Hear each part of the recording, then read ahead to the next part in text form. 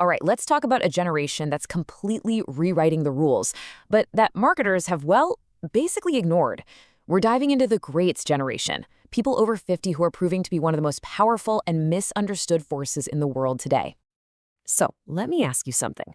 When you hear over 50, what image pops into your head? Seriously, is it someone kicking back, slowing down, getting ready for a quiet life of retirement? Yeah, that's what most of us have been taught to think. But what if that picture is totally, completely wrong? Because for them, that whole idea of retiring, it's just gone. The reality isn't about stepping back from life, it's about rewiring for a whole new chapter. And slowing down? Nope, not happening. In fact, they're starting up. This is actually the age group with the highest growth in entrepreneurship. The entire story is changing right under our noses. So you've got to ask, right? If this generation is so active, so entrepreneurial, why aren't we hearing about them constantly? Well, that brings us to what you might call a massive $22 trillion blind spot. Yeah, you heard that right. Trillion. Just look at these numbers for a second. It's kind of wild. This group is just over a quarter of the population, but they control half of all the money being spent. Half! Let that sink in. For every $2 spent on anything, one of them is coming from this generation. This isn't some tiny niche market. For a lot of companies, this is the market.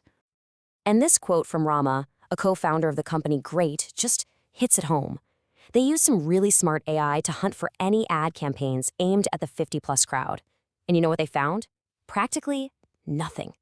It's a huge, wide-open field that almost no one is playing on. All right, so let's start busting some myths, shall we?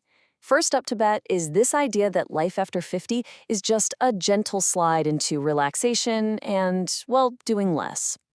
You know the story I'm talking about. It's the one we've all been sold, that this is when you're supposed to just settle in, put your feet up, and slow everything down. But the real numbers?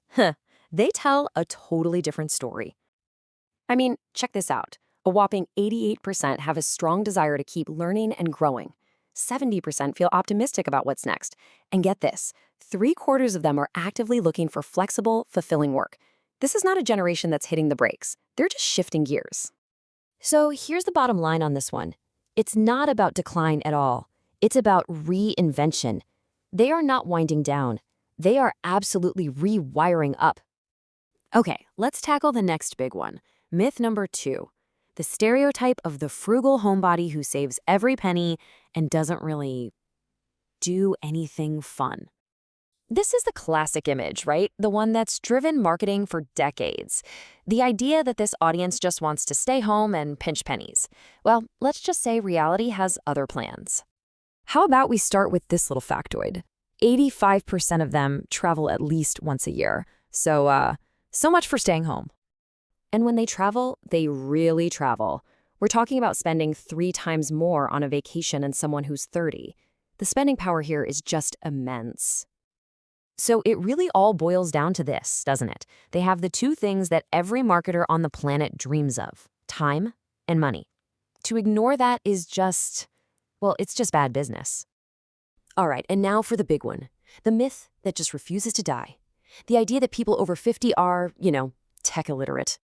But let's just think about this logically for a second. Take someone born in, say, 1975. They were the ones trying out the first PCs in school. They created the first webmail accounts. They were using search engines when they were brand new.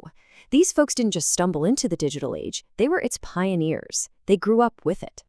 Which leads to a really fascinating question then. If they're so comfortable with technology, why does technology itself seem to get them so wrong so often? Well, a huge piece of the puzzle is something called AI bias. See, these AI models, they learn from the data we feed them. And if that data is full of stereotypes, you get stereotypes back out.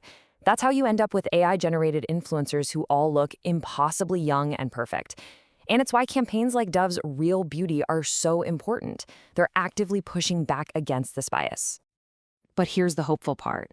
If technology can be part of the problem, can it also be the solution? Oh, absolutely, for sure. Check this out. It's called Caption with Intention. It's a total reimagining of something we see every day, closed captions. Instead of just boring text, it uses dynamic styles to show you the tone, the emotion, even who's speaking.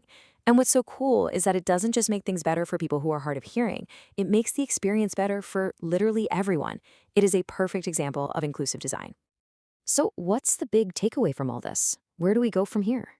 Well, that brings us to our final section, a completely new playbook. Because if all the old myths are busted, we need a new way to engage. And that requires a pretty big shift in thinking. And the shift is actually pretty simple, but it's profound. Stop marketing to this generation and start building with them. That means treating them like actual partners. You talk to them, you use their ideas in your designs, you ask for their advice. I mean, come on, they've seen every marketing trick in the book. The only thing that's going to work is being authentic. And I think this line from the Greytt Manifesto just wraps it all up perfectly.